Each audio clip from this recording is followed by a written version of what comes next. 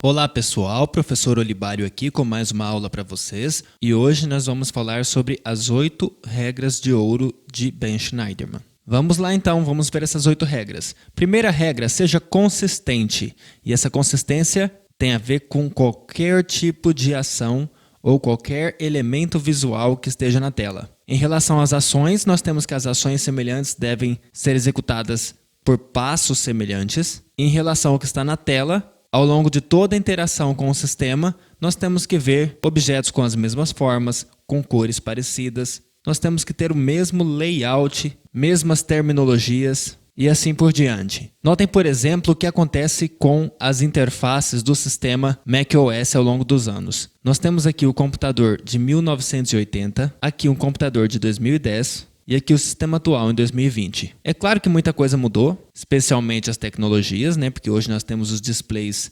Retina, que tem uma resolução incrível. Mas compare em relação à interface em si. Lá em 1980 a gente já tinha o logotipo da Apple e algumas opções básicas. File, que é arquivo, editar, visualizar e um botão especial, que eu não sei exatamente para que servia. Em 2010 nós temos essa mesma estrutura. Temos o logotipo e aí temos File, Edit, View, são os mesmos 3 botões, e aí temos mais opções. E hoje nós ainda temos o logotipo, File, Edit, View e outras opções. Ou seja, essas interfaces tiveram consistência ao longo de 40 anos de existência da Apple. E isso traz várias vantagens. O usuário que utilizou uma versão anterior, ao mudar para uma versão mais nova, não tem tantas dificuldades porque ele já teve o aprendizado prévio. Se as interfaces fossem mudadas completamente, a experiência de uso seria prejudicada porque o usuário teria que reaprender a utilizar o sistema. E no caso das decisões de design da Apple, isso não aconteceu porque o sistema permite que o usuário generalize o seu uso de uma versão para outra. Aqui nós temos um outro exemplo de consistência em formas. Nós temos um estilo de fonte, nós temos um estilo de cores e a paleta e os fontes são mantidos ao longo de toda a interação. Além disso, nós temos a questão da repetição. Um cabeçalho que está relacionado a um corpo de texto que está relacionado com um botão. Ou um ícone relacionado a um cabeçalho que se relaciona com um corpo de texto. Notem como os alinhamentos são os mesmos, as cores são as mesmas, os espaçamentos são os mesmos, as localizações dos ícones em relação aos textos são as mesmas. Então nós temos uma consistência que auxilia o usuário a navegar pelo sistema. Em relação à consistência de atividades, imagine a atividade de publicar. Eu posso publicar no meu perfil pessoal no Facebook ou publicar no perfil pessoal de outra pessoa. Se eu opto por publicar no meu mural, eu tenho essa tela aqui. Uma caixa de texto larga com esses botões aqui embaixo. Clicando aqui, eu abro esta nova tela. E se eu quero publicar no perfil de alguém, eu tenho a mesma cara. A caixa de texto larga, os botões embaixo. Ao clicar aqui, eu abro uma tela que é muito parecida com a que eu tinha anteriormente. Então existe uma consistência dos passos que eu tenho que realizar para fazer essas duas atividades que são análogas, são parecidas. Segunda regra de ouro de Shneiderman, universalize o design. Essa questão de design universal traz inúmeros temas de pesquisa, possui várias lacunas de pesquisa em aberto, é um tema complexo, abrangente e polêmico. Aqui nessa segunda regra, o que Shneiderman quer dizer é: proveja flexibilidade a diferentes usuários. Você tem que levar em consideração se o seu sistema será utilizado por usuários iniciantes ou mais experientes, se ele será utilizado por pessoas de diferentes faixas etárias, com diferentes capacidades físicas, de diferentes realidades tecnológicas. Eles podem utilizar diferentes tecnologias para entrada ou saída de dados, por exemplo. Considere também a diversidade cultural, dentre vários outros aspectos. Imagine, por exemplo, os requisitos de criar uma aplicação como o Facebook. A rede social já tem mais de 1 bilhão de usuários, então você tem gente de todo jeito utilizando o Facebook. O sistema precisa ser intuitivo e fácil o bastante para pessoas que estão iniciando o seu uso, mas também não pode ser entediante a pessoa que é mais experiente, que quer atalhos e que quer velocidade. Um usuário idoso frequentemente tem medo de utilizar sistemas de software, porque eles não fazem parte da geração de nativos digitais, eles têm mais dificuldade para aprenderem a utilizar o sistema. E demora um pouco mais para que eles percam o medo, percam o receio de explorarem o sistema. Sabe aquela coisa de fuçar? Você entrega alguma coisa para uma criança, ela sai fuçando, sai mexendo e aprende rápido. O idoso não é assim.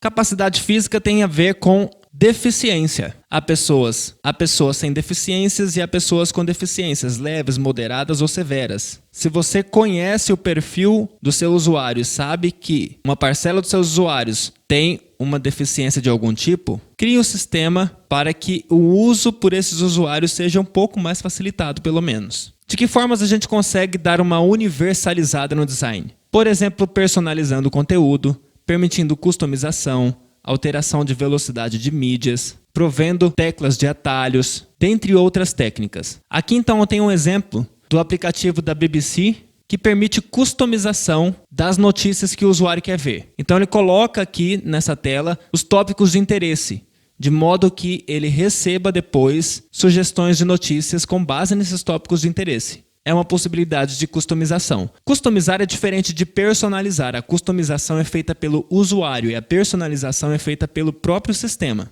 Então, quando você entra, por exemplo, no site da Amazon e já tem lá uma lista de sugestões de produtos para você comprar, aquilo lá é uma personalização de conteúdo e não uma customização.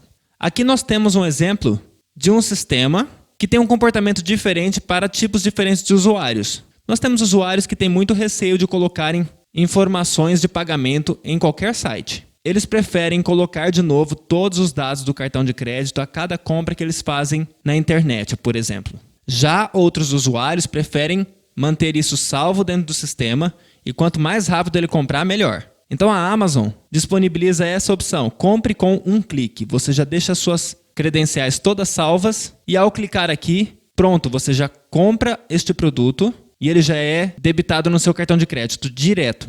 Ao permitir isso, o aplicativo consegue agradar a dois públicos diferentes, a dois tipos de usuários diferentes. Claro que existe também um apelo comercial aqui, porque compradores compulsivos ou que compram no impulso acabam comprando mais coisas se tiverem esta opção. Mas isso não vem ao caso nessas regras de design. Terceira regra, ofereça feedback para cada ação. Tudo que o usuário fizer na sua tela precisa ter um feedback para o usuário. Esse feedback pode ser uma vibração, pode ser uma mensagem sutil ou uma mensagem mais visível, pode ser um aviso sonoro, um aviso luminoso, uma animação, alguma coisa que dá uma piscada, por exemplo, para o usuário. Existem várias técnicas. E o bom feedback é aquele que é imediato. Logo de cara o usuário percebe o que aconteceu. Quando a gente seleciona um campo de texto no celular, imediatamente já aparece o teclado para a gente digitar. É um feedback imediato e muito fácil de a gente perceber o que a gente tem que fazer. À medida que a gente digita, os caracteres já aparecem e a letra que a gente pressiona é destacada, por exemplo, por meio de uma animação, de uma ampliação da letra. Às vezes o celular pode vibrar, pode ter um aviso sonoro, enfim. Isso pode ser customizado, entra na regra que a gente já viu. E o feedback é completamente imediato, entrando então nessa terceira regra. Outros exemplos de ótimos feedbacks. A metáfora de drag and drop, clicar e arrastar. Quando a gente pega uma pasta e dá um clique nela, ela já aparece selecionada. Essa seleção já é imediata, já é um feedback. Quando a gente arrasta essa pasta para a lixeira, a gente percebe visualmente todo o percurso que a gente está fazendo com o mouse.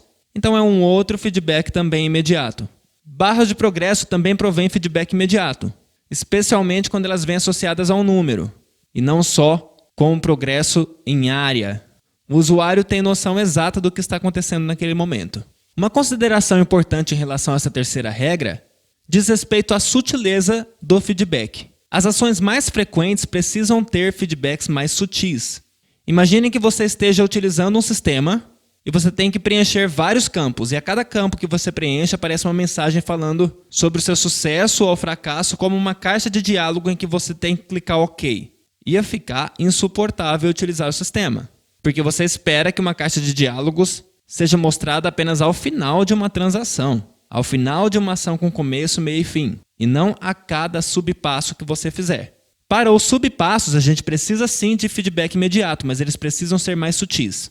Aqui eu tenho um exemplo disso. Estou digitando, aparecem os caracteres na hora em que eu digito. Se eu digito um e-mail inválido, ao passar para o próximo item, já aparece uma mensagem sutil aqui para mim, informando claramente que este e-mail está inválido.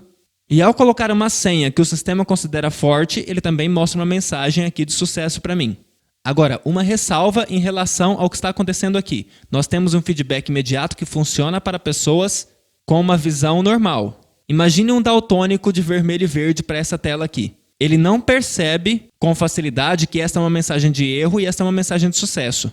Isso seria facilmente revertido se eu tivesse, por exemplo, um X aqui antes dessa mensagem e aqui aquele Vzinho ou tiquezinho de sucesso. Seriam ícones complementares a essas cores. E ao fazer isso, eu estaria contemplando a regra de ouro de universalização do design. Quarta regra de ouro: ofereça diálogos para indicar ação finalizada. Organize as suas ações com um grupo de subações com começo, meio e fim. Ofereça seus feedbacks imediatos a cada subação e ao final de uma ação completa, aí sim você oferece um diálogo menos sutil, um diálogo mais visível ao usuário. Por exemplo, neste aplicativo para instrumentistas, você pode fazer uma afinação prévia do seu instrumento e aí você começa a tocar. Se você começar a tocar e o seu instrumento estiver afinado, ele vai te mostrar essa mensagem aqui de sucesso. Se não, ele vai mostrar essa mensagem aqui e falar: opa, cara, seu instrumento continua desafinado. Vamos corrigir esse problema aí. Mas o usuário já fez todas as ações que ele achou que ele precisava ter feito antes de essa mensagem aparecer. Ao finalizar uma compra na internet, é importante que o usuário tenha uma mensagem precisa de confirmação dessa compra. Então aqui eu tenho as informações mais importantes. Eu tenho a previsão da data de entrega, nome do vendedor, o endereço de entrega que eu omiti aqui, o valor que eu paguei e assim por diante. Isso dá segurança ao usuário que tem certeza de que efetivou a ação que ele queria fazer. Quinta regra de ouro: evite que os erros aconteçam. Sempre que possível, a gente tem que conseguir prever situações de erro do usuário. E se a gente consegue prever essas situações, é importante que a gente impeça que esses erros aconteçam para o usuário. Porque melhor do que a gente mandar uma mensagem de erro é a gente impedir que o erro aconteça. E se os usuários cometerem algum erro, que estes erros sejam cosméticos e não catastróficos. Não pode ser fácil que o usuário volte o seu celular para as configurações de fábrica, por exemplo. Se fosse só um botão fácil de acessar e se não houvesse uma confirmação desta ação em seguida, possivelmente o usuário faria uma ação que seria catastrófica para o sistema e se arrependeria depois. Então, em uma situação dessa, é extremamente importante que a gente confirme a ação do usuário antes de fato fazer. Em várias situações, a gente consegue prevenir erros do usuário. Por exemplo, quando a gente desabilita um botão com base em uma ação que ele realizou. Imagine um formulário que pede um endereço. É melhor que o CEP apareça antes da rua e do nome, por exemplo. Porque se eu digito um CEP incorreto, o sistema já pode identificar isso e desabilitar os campos de endereço. E o usuário percebe na hora que ele digitou esse CEP incorretamente. Outro exemplo, quando o sistema limita um determinado tipo de teclado como método de entrada aos campos. Então aqui eu tenho uma tela de login com os campos CPF, senha e nascimento. Já aparece aqui apenas números e ao clicar aqui, o teclado que é aberto é o teclado numérico, então não tem a possibilidade de o usuário colocar uma letra aqui. Isso evita erros da parte do usuário. Voltando ao exemplo do CEP, é muito melhor para o usuário que ao colocar o CEP, o próprio sistema já coloque o nome da rua e o nome da cidade, do que exigir que o usuário preencha o nome da cidade, depois o nome da rua, o número e assim por diante, e depois colocar o CEP, que não tem funcionalidade de busca dos outros campos.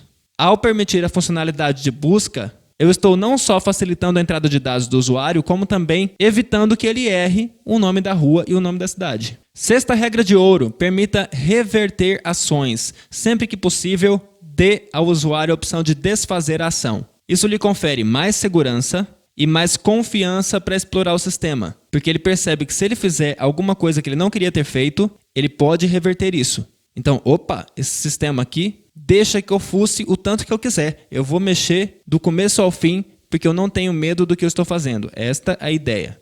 Exemplos disso acontecem nas aplicações de e-mail. Ao enviar, a gente tem um botão de desfazer, que fica disponível por alguns segundos. E também nos mais diversos programas. Nós temos a opção do Ctrl+Z ou do editar e desfazer. Aqui eu tenho o desfazer do sistema iOS e aqui eu tenho um desfazer do PowerPoint. No caso do PowerPoint, ele mostra para você as suas últimas ações e permite que você selecione o ponto em que você deseja retornar. Sétima regra de ouro, mantenha o usuário no controle da interação. Os usuários não gostam de ser interrompidos. Eles preferem iniciar as ações e eles querem poder sair a qualquer momento e voltar a qualquer momento. Por isso que os botões de navegabilidade dos dispositivos móveis são tão importantes. Eu posso voltar para minha tela inicial a qualquer momento, posso ver os aplicativos abertos a qualquer momento e posso voltar para a tela anterior a qualquer momento. Isso confere ao usuário mais flexibilidade de uso e o mantém com a sensação de que ele tem total controle sobre o sistema. Por isso também que websites devem possuir um botão Home para retornar à página inicial. Quantos usuários de Windows já ficaram irritados porque acontecem aquelas atualizações sem que eles tenham pedido ou iniciado? Essas ações iniciadas pelo sistema frequentemente são indesejadas. Oitava e última regra de ouro, diminua a carga de memória do usuário. Tem a ver com a gente facilitar a atividade do usuário, diminuindo a quantidade de informações que ele tem que botar na memória de curto prazo. 7 mais ou menos 2 é regra. Schneiderman diz que se você precisar dar opções ao usuário, utilize aí entre 5 a 9 opções, porque se você der mais opções ao usuário, vai ficar muito difícil que ele se localize, que ele perceba o status do sistema e que ele consiga reconhecer o que ele está fazendo, sem ter que ficar se lembrando, sem ter que ficar buscando na sua memória. A gente não deve exigir que o usuário fique se lembrando do que ele já fez. Vou dar um exemplo que já aconteceu comigo. Há algum tempo eu sou servidor público, uma vez eu quis consultar o meu contra-cheque no sistema e eu não lembrava a minha senha para fazer o login no sistema. E a opção de recuperação de senha me levava para uma outra tela que me perguntava algo do tipo: qual é o nome do seu primeiro animal de estimação? Poxa, eu não lembrava de jeito nenhum o que eu tinha colocado nessa informação. Tentei de todas as formas e não consegui. Tive que entrar em contato com o RH para que eles dessem um jeito de eu poder recadastrar senha no sistema. Uma péssima abordagem de recuperação de senha, não? Aqui eu tenho essa oitava regra de ouro sendo executada com maestria. Quando, por exemplo, os últimos contatos para quem telefonei ficam salvos. A maioria dos usuários não telefona para tanta gente. E é comum que a gente queira telefonar para uma pessoa com quem a gente falou há pouco tempo. Ao permitir uma tela como essa, eu não preciso me lembrar do número de telefone de ninguém. Eu posso acessar as informações do contato com mais facilidade. Se você gostou desse vídeo, se inscreva no nosso canal, clique em gostei aqui embaixo e compartilhe o vídeo com seus amigos. Isso ajuda muito o nosso canal. Um abraço e até a próxima!